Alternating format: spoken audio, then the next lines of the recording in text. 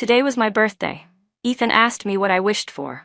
I took off my earrings and tossed them aside, blew out the candles half-heartedly, then clasped my hands together with mock seriousness and said, "I wish we'd get divorced soon."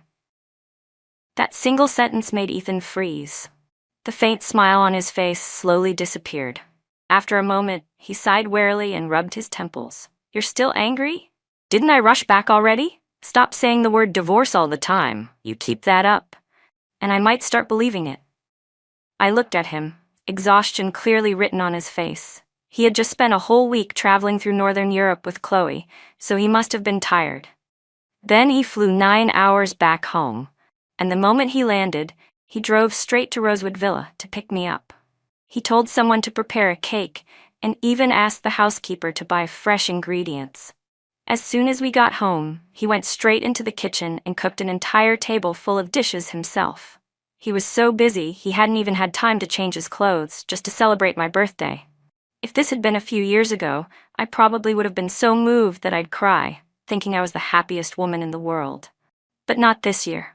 This year, I didn't feel touched at all. In fact, I felt irritated.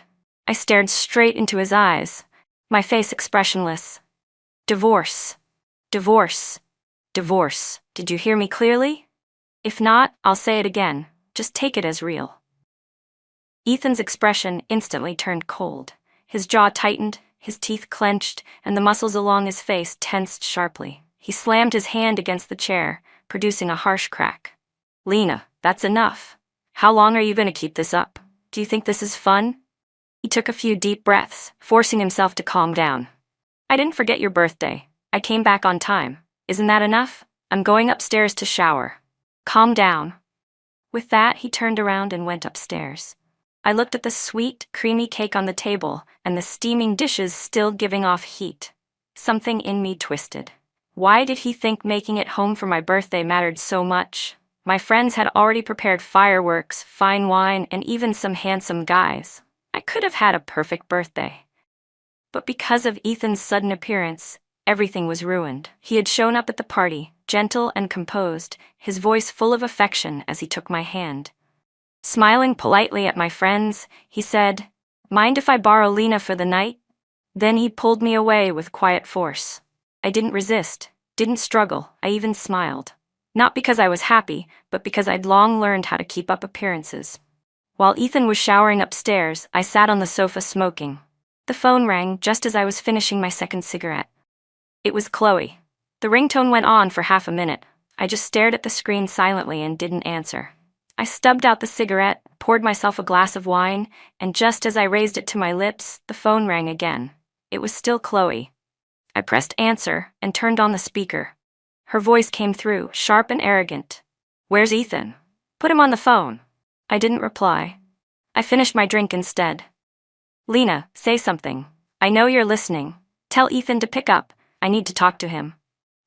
If his phone weren't turned off, do you think I'd be calling you?" "This is so annoying." Her angry tone made me smirk coldly. "He's in the shower. What do you need?" There was silence. Then, a few seconds later, her voice turned shrill and bitter.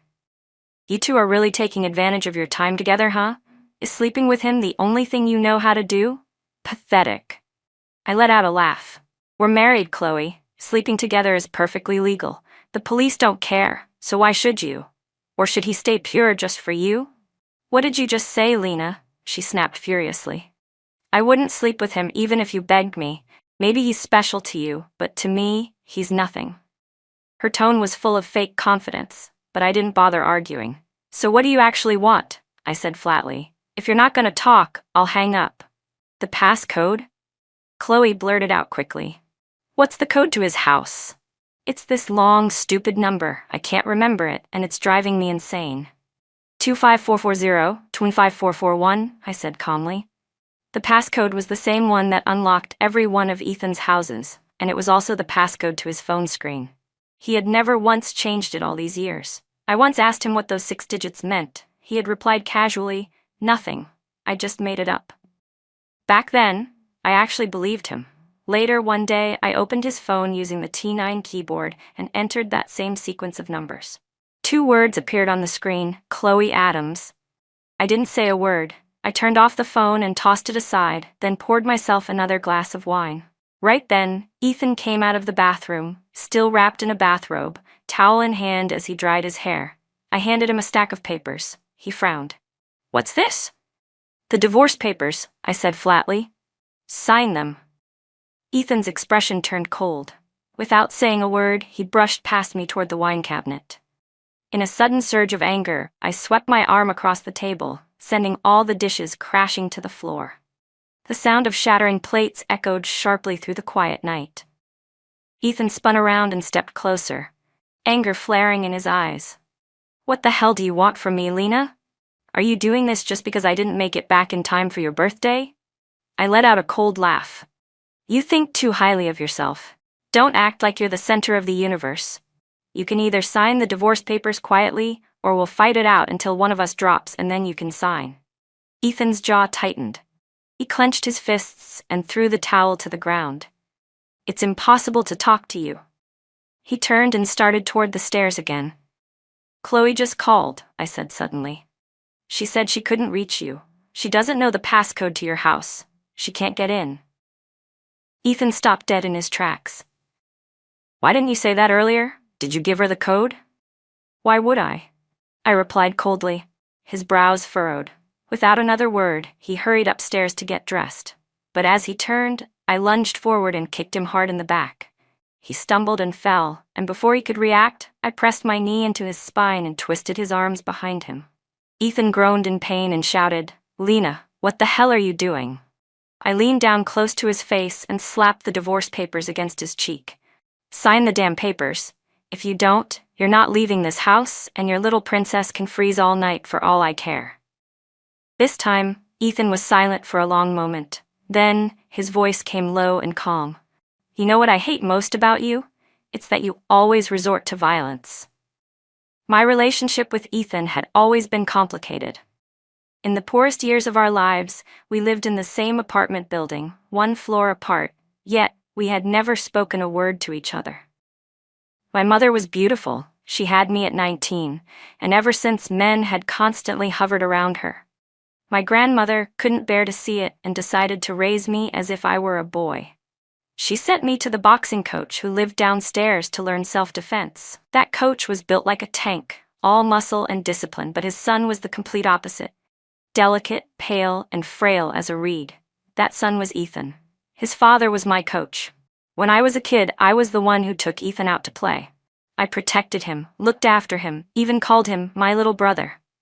For 15 years, that's how it was. I stood behind him, shielding him from everything. Until my grandmother passed away and his father died soon after. We became two orphans with no one to rely on but each other. You'd think that would bring us closer, that we'd cling to each other to survive. But strangely, for no clear reason, Ethan began to drift away from me. I wasn't stupid. I could feel his growing distance, so I stopped humiliating myself by chasing after him.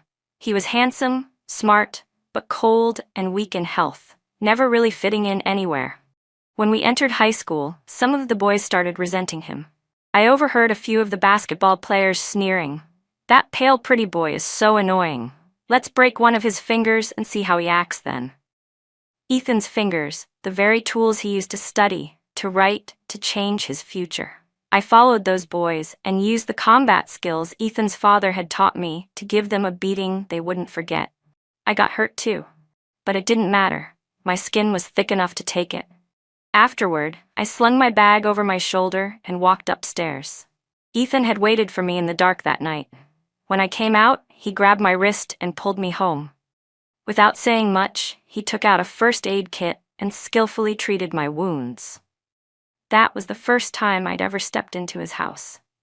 After his father died, he'd been saving someone when it happened. With his skills, he could have easily handled those men, but one of them had a knife. The blade stabbed into his stomach, was pulled out, and then stabbed in again. He died before he could see his son one last time. The man he'd saved moved away that very night, disappearing without a trace. The one who stabbed him went to prison but never paid a single cent in compensation. Ethan had knelt in front of his father's grave, his face completely blank. He said his father deserved it, that he had brought it on himself for always thinking he was right. He told me what he hated most were people who used violence to solve their problems. From that day on, he stopped talking to me. That same night, as he was cleaning my wounds, he had bowed his head and said quietly, "Lena, stop getting into fights, especially not for me." It had been a long time since I'd seen Ethan look as worn out as he did tonight. He pressed his signature hard onto the last page of the divorce papers, then flung the stack to the ground, got dressed, and walked out coldly. I slept like a baby that night. The next morning, I called a moving company to clear out my things. By the time Ethan came back, the workers were already carrying out a huge oil painting. "What are you doing? Who told you to touch that?" He barked the moment he stepped out of the car, storming toward them with fury written all over his face. The workers froze, glancing at one another in confusion. I walked out calmly. "I told them to take it. What about it?" Ethan took a deep breath, trying to stay composed. "What are you trying to pull this time? That's my painting, isn't it?" "So it turns out you bought it," I said, letting out a dry laugh. "Why didn't you tell me? How annoying." Chloe stepped out from the passenger seat. Her tone said she was irritated, but her eyes sparkled as she looked at the painting, full of admiration and delight. Ethan froze for a second, instinctively glancing my way. I smiled faintly. "I won't take credit for it. It was me who bought it. I must have been blind back then, wasting nearly $20,000 on this thing. Thinking about it now makes me sick." That was back when Ethan was struggling to start his business. He was so busy, he barely had time to breathe, but he still made time for me. Once, he took me to an art exhibition. I didn't understand art at all. I couldn't tell what was good or bad, but I noticed how long he stood in front of one oil painting, unable to tear his eyes away.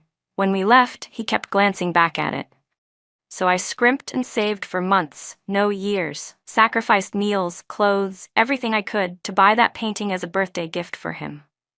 Later, as we moved from one place to another, the houses got bigger, grander, but that painting always came with us. I used to think he treasured it because it was something I had given him. Until the day he returned from Hong Kong with Chloe. One afternoon, Chloe was painting in the courtyard. I noticed the signature in the corner of her canvas. It was identical to the one on that oil painting. How did it feel? Realizing that your world had just been shattered into pieces. It's hard to describe. I just remember squatting on the floor for a long time, my face pale, the metallic taste of blood in my mouth because I'd bitten down on my lips so hard. My words must have struck a nerve because Chloe's expression twisted in anger. She lunged at me. "What the hell do you mean by that?" Ethan reacted fast, grabbing her arm before she could reach me. "You're defending her?" Chloe shouted, eyes wide in disbelief. She jerked her arm free, her eyes filling with tears, then spun around to leave. Ethan still held her wrist lightly. His tone softened. "Come on, get in the car and wait for me. I'll take you to meet Director Pham in a bit." Chloe puffed her cheeks in frustration and glared at me sharply before finally getting into the car. Ethan turned as if to speak, but I cut him off with a half smile. "Don't worry, Ethan. I know you were pretending to stop her. You were really just protecting her. But you don't need to worry. I won't touch her. Hurting myself over her isn't worth it." Ethan's face went rigid for a few seconds, but he was too composed to let it show for long. "Lena, stop overthinking everything. I'm just helping Chloe out because of what we used to have. Don't project your filthy thoughts onto me. And her. Fake." That was the only word I could think of to describe her. "No, actually," I laughed coldly. "It's not that you don't want to, Ethan. It's that you don't deserve to." Chloe was born with everything. When Ethan and I barely had $5 of allowance a day, the hair clip she wore on her head was worth $12,000. A princess like her was someone we could never have even dreamed of approaching. And yet, that year, she transferred to our high school, supposedly just for a year. The moment she arrived, the arrogant little princess set her sights on Ethan. "Hey, can I sit next to you?" she had asked. "No. Can you help me with this homework?" "I'm busy." "Ethan, I like you." "I don't like you." Rejected again and again, Chloe lost her mind. She started targeting Ethan, spilling milk all over his test papers, dumping soup on him at lunch, mocking him for not even owning a new pair of shoes, and once even accusing him of stealing her fountain pen. Ethan told me to stay out of it, that he could handle it himself. But the truth was, his grades started slipping. I couldn't stand by and watch anymore. I went to find Chloe on my own and warned her to leave Ethan alone, or else I wouldn't be polite about it. That time, though, Ethan got genuinely angry. He forced me to apologize to Chloe and even carried her home on his back. He told me, "Chloe's someone we can't afford to offend. All we can do is endure it until we don't have to bow to anyone anymore." I'd always thought Ethan hated Chloe. But people are complicated. There's no such thing as pure hate or pure love, just a mess of both tangled together. Now, standing there in the present, Ethan didn't even glance at the moving crew bustling around the villa. He just grabbed a few important documents, turned to leave, and said flatly, "Do whatever you want." So I did exactly that. I threw out the oil painting, tossed our wedding photos, dumped the bed from the master bedroom, and even cleared out every last piece of his clothing from the closet. When the last moving truck loaded up and pulled away, it took everything with it. My things, my memories, my patience. That night, I spread a mattress on the floor of the half-empty house. I tossed and turned until nearly dawn, before finally falling asleep. When I woke up, I was lying neatly in the bed that had been tidied up sometime in the night. I wasn't surprised. I didn't think I'd sleepwalked, and I didn't think a thief had broken in. The only person who could have found this place was Ethan. Sure enough, when I stepped out of the bedroom, he was in the kitchen, cooking noodles.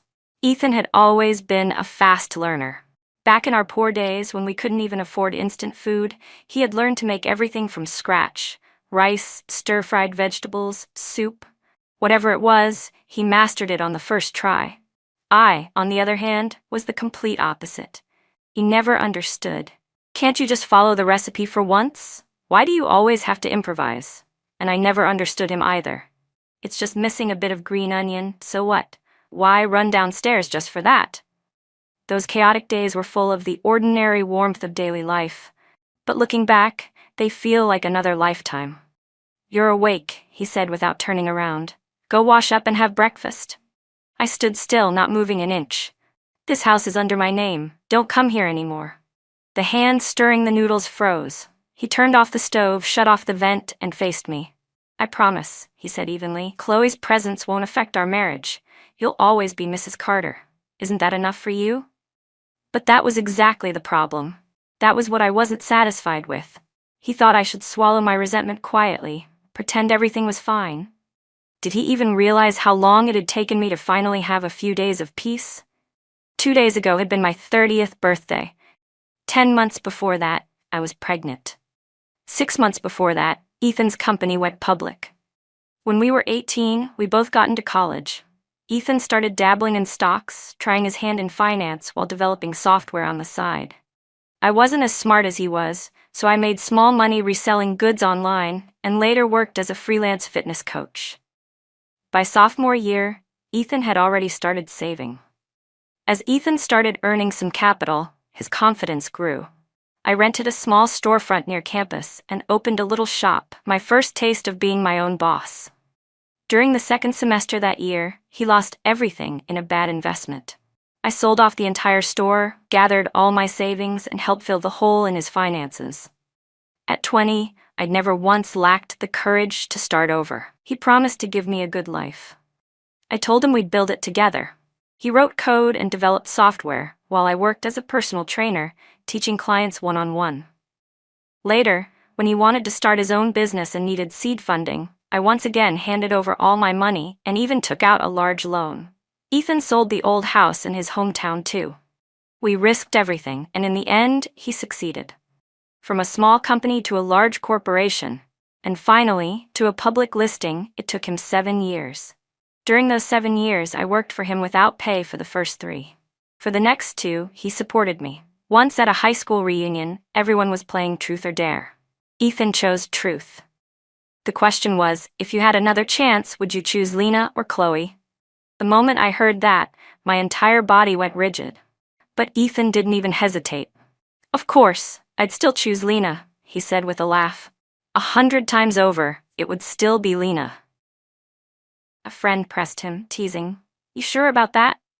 They had all stepped out to the balcony for a smoke, and Ethan had left his phone behind. I picked it up to bring it to him, and as I approached the door, I caught his voice drifting through the open window. "Back then, we were so poor," he said. "If Chloe had chosen me, she'd only have suffered. She's a rich girl, how could she have endured all that hardship? Lena's different, she doesn't fear pain." The feeling that washed over me then was strange, almost unreal. Even now, when I think back to it, it's like I wasn't the one who heard those words. It was like watching a play from the audience, listening to someone else's story. I didn't feel anger or sadness or even pain, just complete numbness. I didn't confront Ethan. I didn't argue or make a scene. 3 months passed in silence, so quiet that even now, I can't remember what I thought during that time, or what I did. You don't understand, do you? I didn't either, not at first. It wasn't until much later that I learned about something called dissociative response.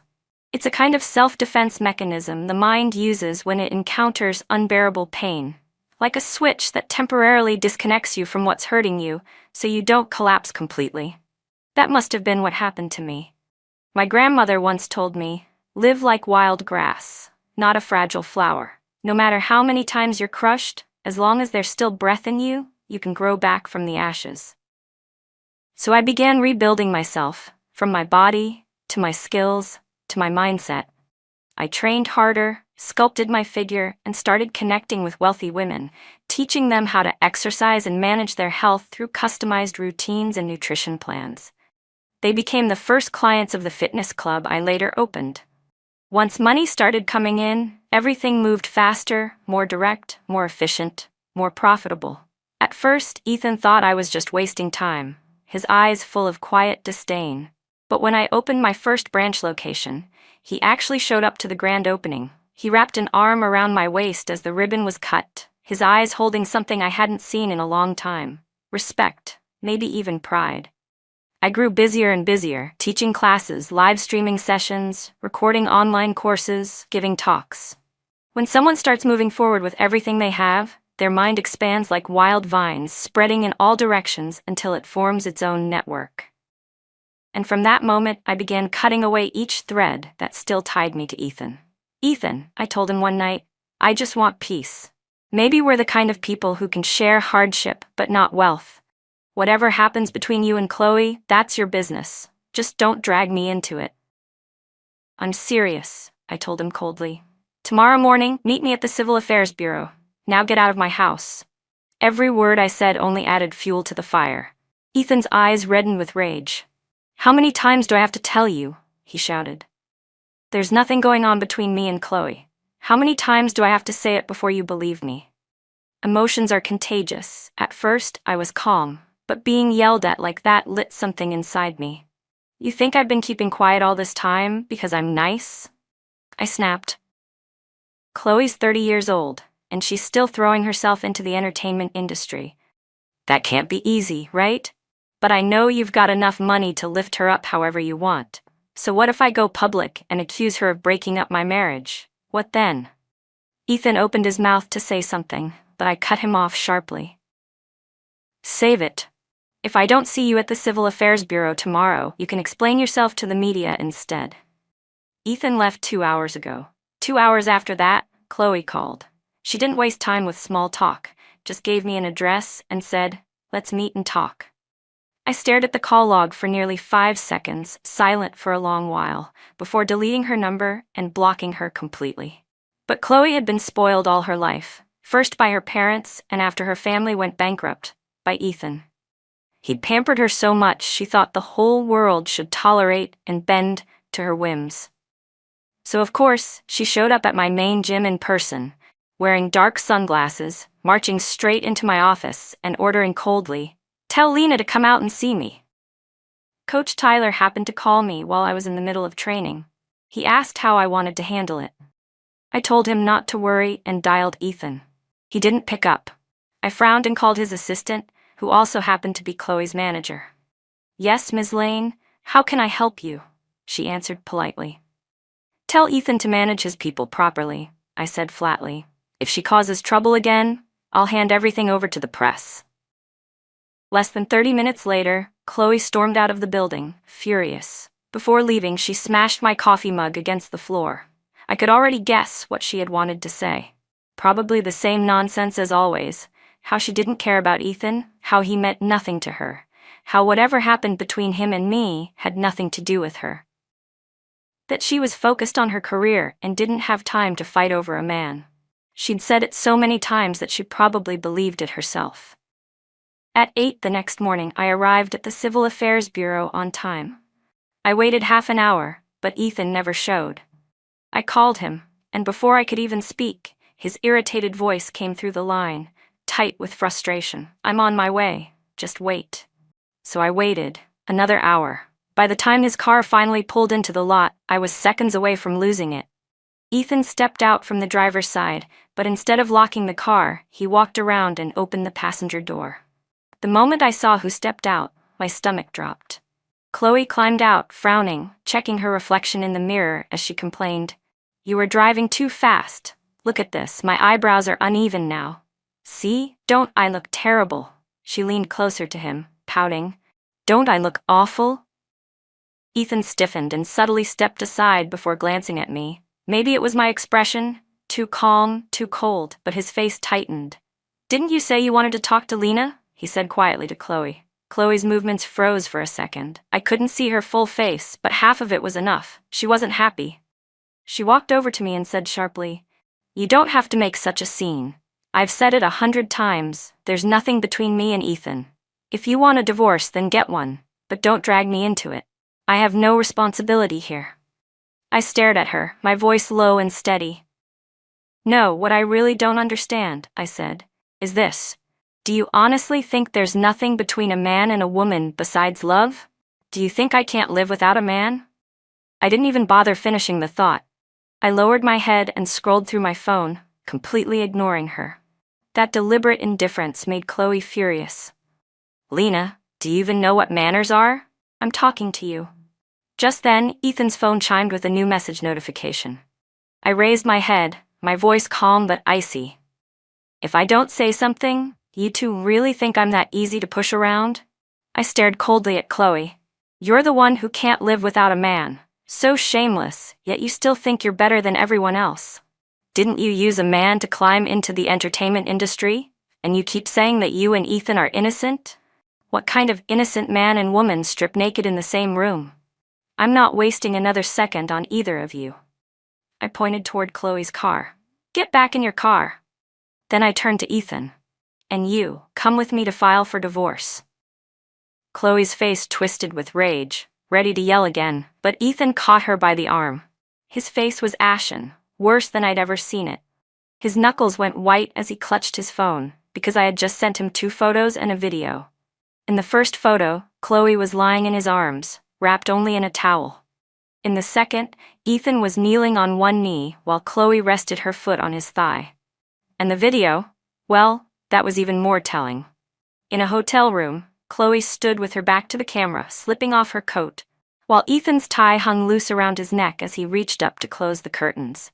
Ethan's voice dropped low. "How did you get that video? Did you hire someone to film it?" I shook my head, unbothered.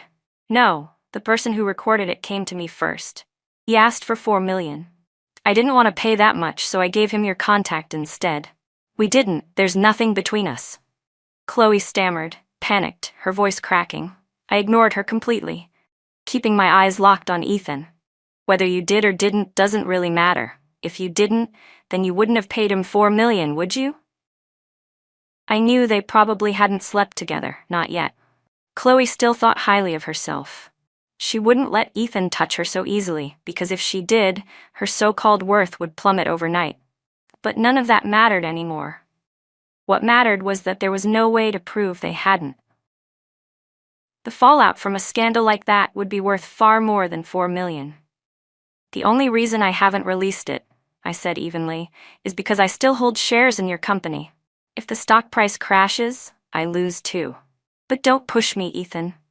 With that, I turned and walked toward the elevator. I rode from basement level 1 up to the 3rd floor. When the doors opened, Ethan was already there, having caught up to me. He didn't say a word, not even once. As we walked down the hall together, we took a number and sat in silence. "Are both parties confirming the divorce?" the clerk asked. Yes, I answered. Yes, Ethan echoed quietly beside me. 24 years of knowing each other, 5 years of marriage, one child who never made it into this world, and just like that, it was over.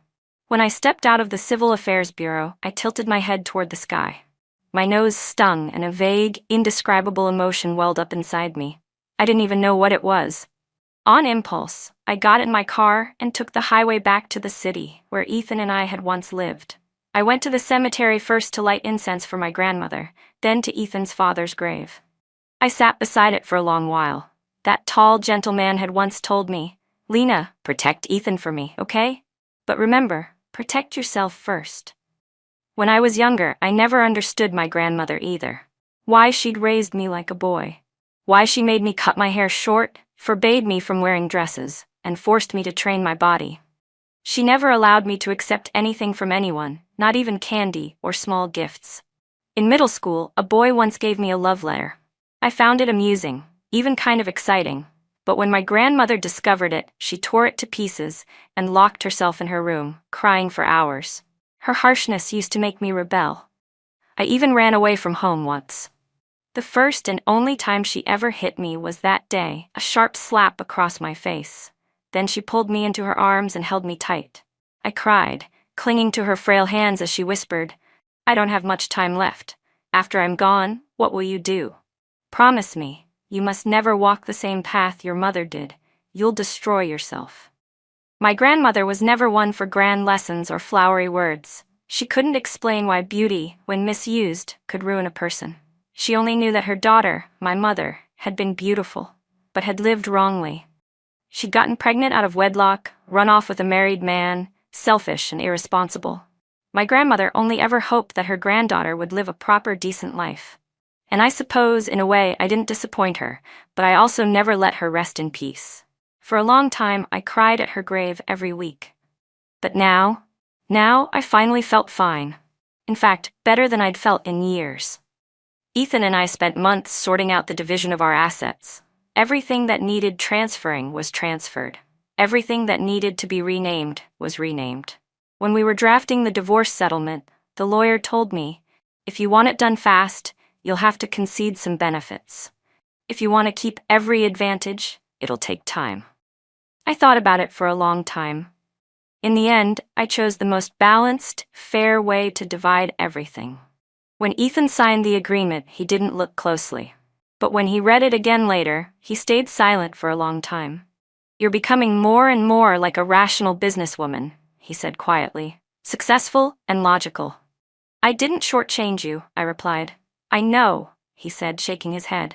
"That's not what I meant." Work got busier and busier for me. I had less and less reason to contact Ethan. Meanwhile, Chloe joined a film crew, playing a supporting role that she was clearly unhappy about. She carried that bad mood everywhere, snapping at everyone around her. Mrs. Tran, the wife of one of the investors, told me about it during a training session.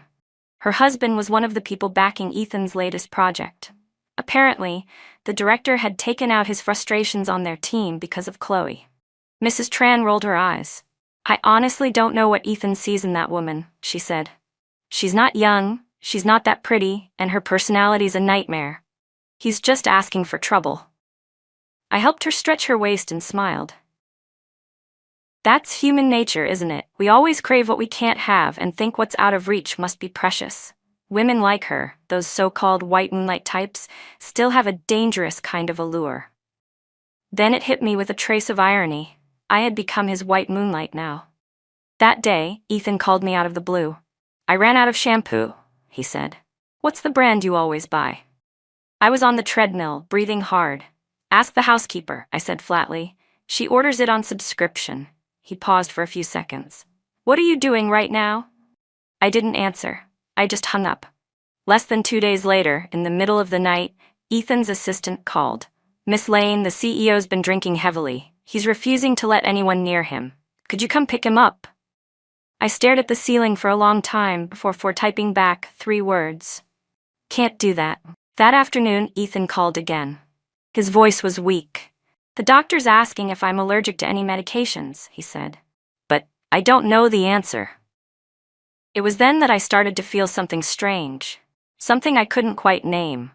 I didn't speak, but I could hear his soft breathing through the phone. It had been so long since there'd been such a quiet moment between us. We were both always busy. When we did speak, it was only about practical things, never a word wasted. People say the happiest couples are the ones who can talk about nothing at all. Because that's what marriage is, being willing to waste time together, even when it's boring. But something that simple had become impossible for us. Ethan, I said quietly, if you keep calling me this often, I'll start to think you actually regret it. His breathing hitched, then grew sharper. Regret what? He asked, voice low. I never wanted this divorce. You did. You forced it. You pushed me. Yes, I said softly. I pushed you. I let out a quiet laugh. But isn't that ridiculous? We were husband and wife, and yet I was able to force you, using another woman as leverage. He went silent. You said I forced you, I continued coldly. Then tell me, how do you explain the photos of you two? Her in your arms, both of you half-dressed in that hotel room? Was that what you call innocent? Was I just supposed to watch and pretend not to see? I already told them you have no history of allergies, I said flatly. If it's not absolutely necessary, don't contact me again. A few days later, I attended Mrs. Tran's birthday banquet. I was on the guest list.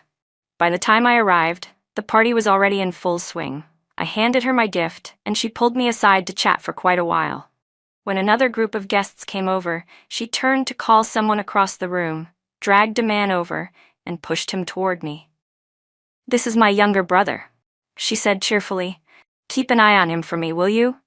He's all yours to boss around. Then she lifted her gown slightly and glided off to greet others, leaving the two of us facing each other. The man reacted quickly, smiling politely as he raised his glass. I'm Nathan Chu, he said. And you are? Lena Lane. Nathan was one of those people who instantly put others at ease, charming, respectful, without a trace of arrogance. Conversation came easily. When he found out I worked in fitness and health, he rubbed the back of his neck and said, That's perfect. My shoulders and neck have been killing me lately. Do you have any exercises that might help? I set down my glass. Why don't I take your pulse first, Mr. Chu? See what's really going on. He chuckled, slightly amused. You can read pulses? A little, I said with a smile. Many of my female clients don't just train, they also need help balancing their health. I often bring in a traditional medicine specialist to consult with them, and I studied with him for a while. Helps me seem a bit more professional when I meet potential clients like you. In traditional medicine, there are 4 diagnostic methods: observation, listening, questioning, and pulse reading. Personally, I only use the first 3. Pulse diagnosis is mostly for show. It's not precise enough to uncover deep issues, but you can still pick up basic signs. Like with Nathan, his primary pulse was taut, the left pulse firm but weak under pressure, while the right one was deep and thin. You've been staying up late lately, haven't you? I said. Your liver energy's stagnant, it's nothing serious, but I bet you've been getting headaches. Nathan's eyes widened, clearly surprised. That's exactly right. He grinned and gave me a thumbs up. You're good, Miss Lane. I've had a mild headache all day, actually. I glanced around and nodded toward a quieter corner. Come on, I'll press a few acupoints for you. It won't cure it, but it'll ease the discomfort. We were just about to head toward the lounge when someone suddenly grabbed my wrist. I turned around. It was Ethan. His face was tense, his expression stormy, eyes fixed on Nathan. What's going on? I asked sharply. Nathan frowned. Do you need me to stay? I smiled at him lightly. Give me a minute. Ethan pulled me away before I could say more, but I yanked my arm free. What is it now? Who even is that to you? He ignored my question completely, his voice tight. Who was that man? His evasiveness told me everything. I knew he'd come here just to pick a fight. I turned to walk away, but he grabbed my arm again. I faced him squarely, my tone cold. Ethan, you can't have everything. Not everything in this world belongs to you. For a brief moment I saw it, confusion and helplessness flickering in his eyes. Later that night, Nathan hitched a ride with me. I drove him home, and through the rearview mirror, I could see Ethan's car trailing behind us at a steady distance. When we reached Nathan's building, he turned to me and said warmly, If you ever need help, don't hesitate to call me. I gave him a polite smile. Thank you, but I'll be fine. Still, we exchanged numbers before he got out. I didn't drive home. Instead, I pulled over on a quiet street and sat there for a while. It wasn't long before Ethan's car pulled up behind me. He got out and walked toward me slowly. "Lena," he said quietly, "can we talk?" I didn't even look at him. "I don't think there's anything left for us to say." His lips parted like he wanted to explain, but before he could, Chloe suddenly appeared out of nowhere, running up and clutching his arm. "Why didn't you answer my calls? Ethan, what are you doing here?" she cried. "Do you have any idea what I've been through these past few days?" Ethan's brow furrowed. "You've been following me?" "So what if I have?" she snapped, glaring at him.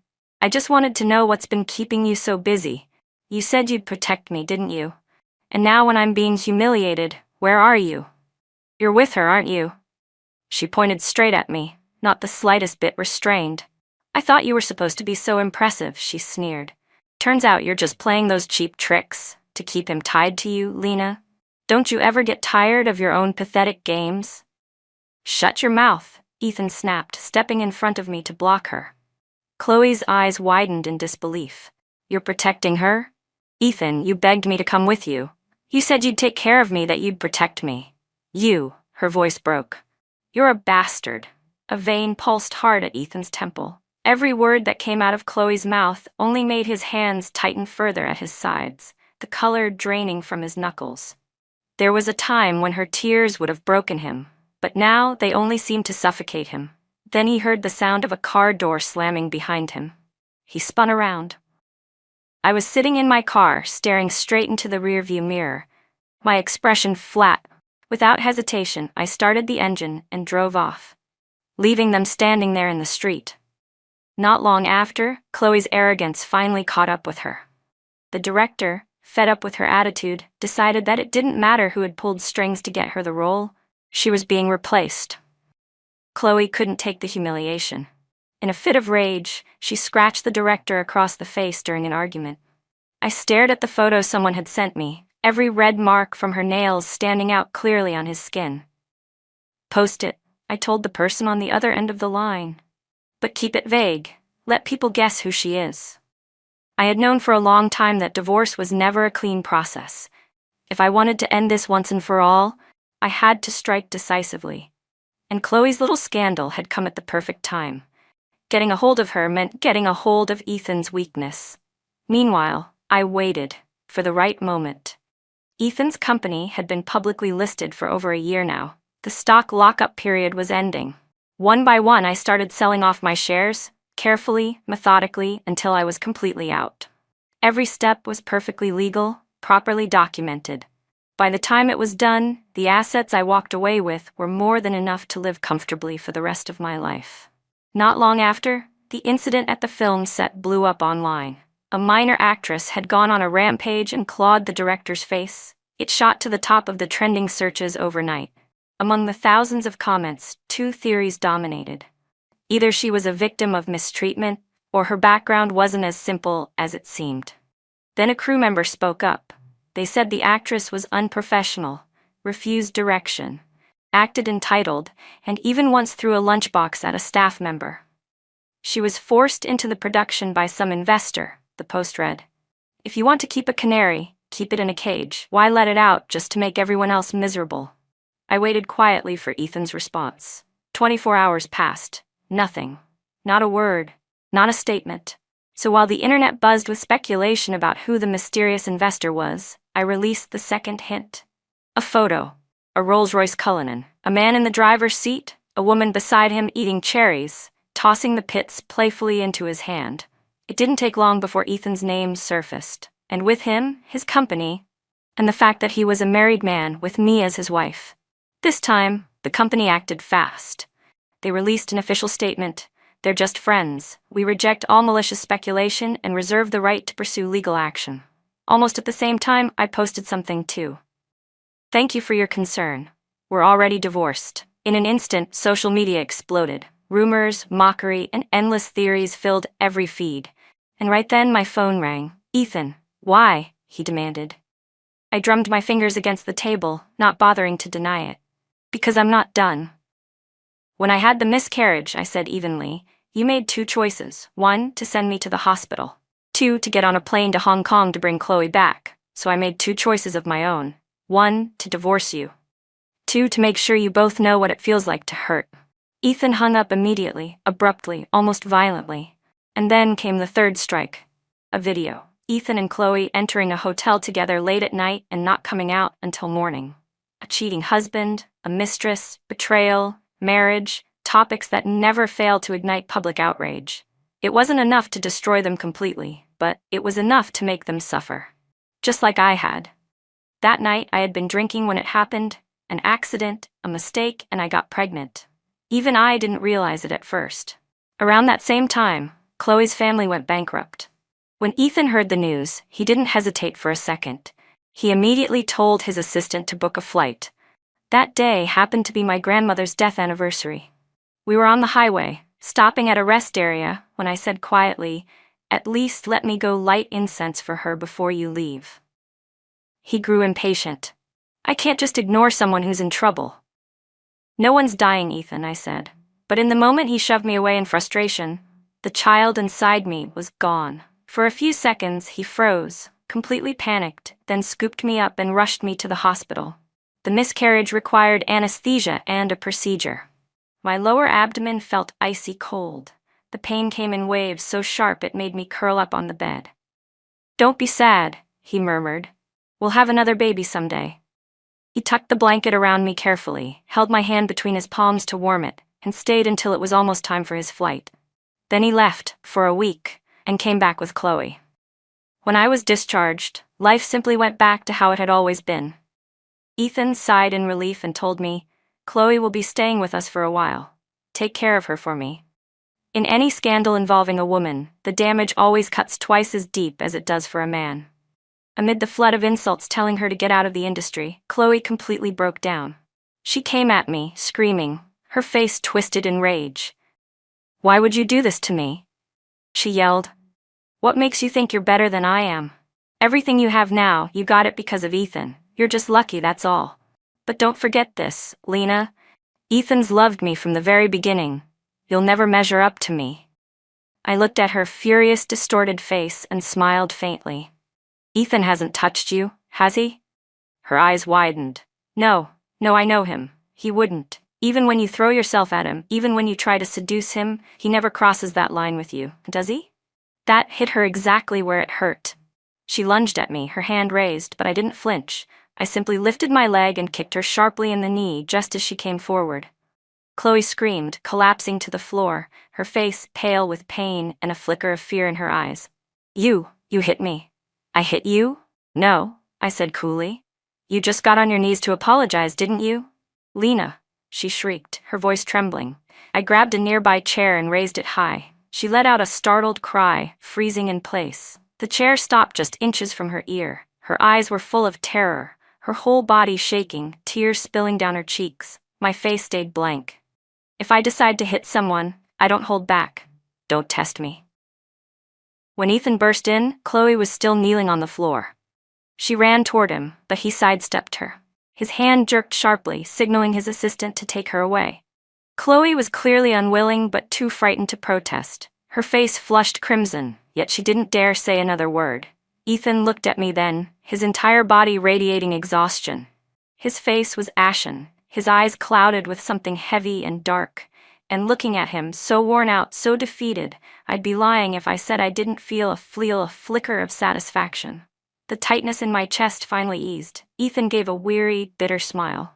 "You really hate me, don't you?" I spun the pen in my hand, leaning back in my chair. "Not hate," I said. "That's too strong a word. I just dislike you." There was a time I truly did hate him, fiercely, desperately. But later I realized hatred was too powerful an emotion. It didn't really fit what I felt. Disgust, weariness, those were closer to the truth. He must have felt the sting of those two simple words because his hand trembled slightly, his voice turning hoarse. "Lena, I never meant to hurt you. But you still chose Chloe, didn't you?" I asked quietly. He looked straight at me, his voice firm. "Yes." I tilted my head away, avoiding his gaze. "Then it has nothing to do with me anymore. Go." "Lena, please, get out, Ethan," I said coldly. To this day, I still don't know if he ever actually slept with Chloe. Maybe he didn't. I only said that to provoke her. But the reaction I got, the one I'd hoped for, was exactly what I wanted. Of course it was. I honestly didn't care whether Ethan had slept with Chloe or not. I just wanted to watch the show, to see them squirm, to make sure neither of them lived in peace. And now, I was certain, at least for the time being, Ethan wouldn't touch her again. As for Chloe, was she panicking? Probably. And that only made it more satisfying. There were still so many scenes left to unfold, and I wasn't about to miss any of them. Of course, watching their downfall wasn't my entire life. I was busy too. During that time, Nathan Chu invited me to dinner twice. My friend Nina sent me a message filled with exclamation marks.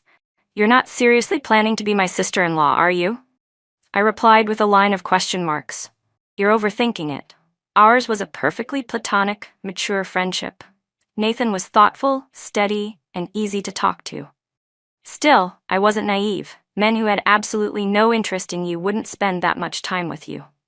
If a man chose to share his time, there was always a reason behind it." That night, I ended up giving Nathan a ride home. When we stopped, he smiled and asked, "Do you want to come in for a bit?" I laughed and shook my head. "No, I overate. I should go for a night run." I was a divorced woman in my 30s, well past the age of believing love would just fall from the sky. And as for anything physical, I'd been focusing on my health lately, so I was abstaining for now. By the time I got home, it was nearly an hour and a half later. As soon as I stepped out of the elevator, I froze. Ethan was sitting on the floor outside my apartment door, his back slumped against it, long legs drawn up awkwardly. He looked pitiful, honestly. I stared at him for a few seconds, then nudged him lightly with my foot. He lifted his head weakly, eyes glassy. "You have a fever," I said. Then, before I could react, he collapsed, right there at my doorstep. For a moment, I debated whether to leave him there or kick him again just to be sure.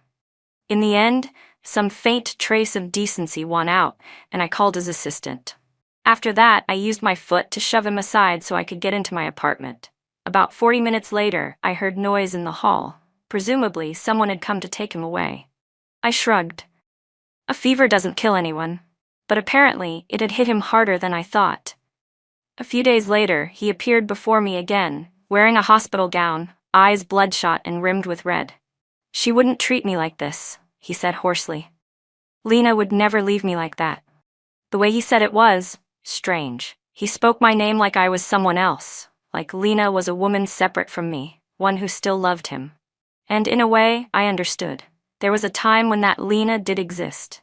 The one who silently protected him, cleared his path, made sure he could study without worry. Looking back, I could only see how foolish and naive I'd been. Both she and I had once loved Ethan so desperately it had broken us. How could I have been so stupid, so weak? But I was. Even now, I couldn't find sympathy for the version of me that had lived like that. Still, as I lowered my eyes, a hollow ache crept into my chest. "It's too late, Ethan," I said quietly. "There's too much between us now. We can't go back." "Does it hurt?" he asked, voice rough, his whole body trembling with exhaustion. "Yeah," I said softly. He exhaled heavily, like the air itself weighed him down.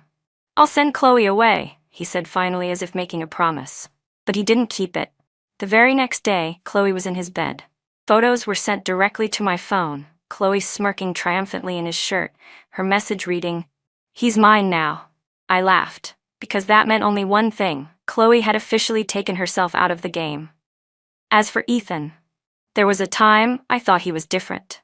That his pride, his restraint, made him stand apart from other men. But later, I realized there was only one word that truly described him: actor. He pretended to hate Chloe, pretended to reject her, pretended to resist every advance. While inside, he'd been tangled up with her for years, unable to let go. He wasn't deeply in love the way people like to believe. If he truly had been, he never would have come to me in the first place. I walked beside him through every hardship and helped him climb each rung of success. I thought what we had was mutual love, a partnership built on effort and trust.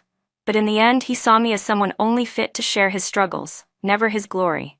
He enjoyed my loyalty and patience, yet longed for Chloe's sweetness at the same time. For years, I asked myself who he really loved. Eventually, I realized the truth. He didn't love either of us. He only ever loved himself. And Chloe? She was a spoiled heiress, arrogant, vindictive, unable to let go. The moment she realized that after lowering herself so far, Ethan still despised her, I knew exactly what she would do. She'd start plotting revenge, just like before. Let the dogs tear at each other. I didn't mind watching from a distance. I hummed a tune as I packed my suitcase, getting ready for a business trip to the capital, a 2-week training and exchange program. But before the trip was even over, Chloe pulled a stunt that stunned everyone. She walked into a police station with visible slap marks on her face, bruises around her neck, and Ethan's DNA on her body, accusing him of rape. When I heard the news, I froze for a moment. Ethan was going to prison. Nina was the one who told me. When I didn't respond right away, she frowned through the phone. "You're not actually sad about this, are you?" I laughed softly. "No, just surprised, I guess." Still, no matter how shocking the allegation, I knew that taking a case like that to trial wouldn't be easy. Chloe refused to withdraw her complaint, her eyes filled with fury every time she appeared in public. From the initial report, to the investigation, to the prosecution, and finally the trial, the entire process took nearly a year. During that time, countless people came to ask me questions, to dig for details. Some even tried to persuade me to speak on Ethan's behalf. I refused all of them, politely but firmly. My life went on as usual. Ethan and Chloe's scandal became nothing more than gossip fodder, a story to fill awkward silences over tea or drinks. The only thing of note was a message I received from Ethan's lawyer one day. He asked, "Do you regret ever meeting him?" I didn't answer, but I thought about it for a long time. No, I didn't regret it. Those years had been unbearably hard, like being submerged in ice water, every breath cold enough to hurt. The loneliness was worse than pain itself, wrapping around me like a vine, tightening until I couldn't breathe. Back then, I just needed someone, anyone, to sit beside me, to say a few meaningless words, enough to make life feel slightly less unbearable. Later, yes, he failed me. He hurt me in ways that pierced straight through, sharp as needles to the heart. But still, the time we shared was real. His presence, however flawed, gave me a space to breathe when I was drowning. So no, there was nothing to hate. At least for a little while, Ethan had been the person who made my world feel less dark. And that was enough. That's the end of the story.